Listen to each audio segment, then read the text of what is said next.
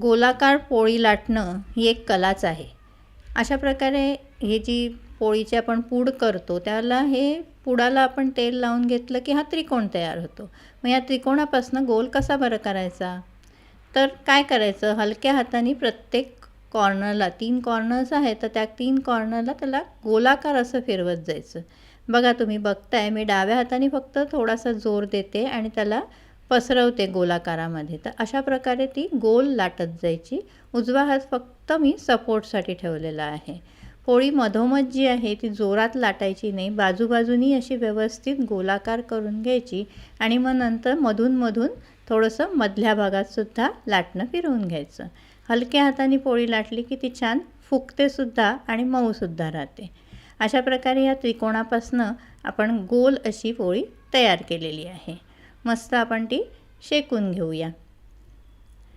आता ह्या त्रिकोणापासून त्रिकोणी पराठा कसा करायचा? तर काय करायचं, आता हे त्रिकोण आहे ना, तर प्रत्येक कोणाप्रमाणे आपण त्याला त्रिकोणातच त्याचा भाग असा लाटला जाईल अशा प्रकारे त्याला लांबवत जायचं. फिरवत प्रत्येक ठिकाणावरनं त्याचा त्रिकोण राहील हे बघायचं. आता इथे गोलाकार व्हायला लागलं आहे तर मग तिथे आता मी पुन्हा त्याला त्रिकोणात आणलं.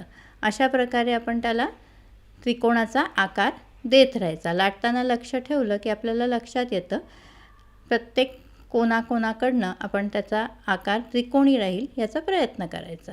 अशा प्रकारे हा सुद्धा पराठा लाटून तयार आहे. त्रिकोणी पराठासुद्धा तयार आहे. हा सुद्धा मस्तपैकी फुगणार आहे कारण हा पराठा आपण थोडासा जाडसर ठेवतो. तर अशा प्रकारे आपण हा सुद्धा शेकून घेऊ. अशा प्रकारे आपण छान मऊसूत असा पराठा आणि पोळी तयार करू शकतो.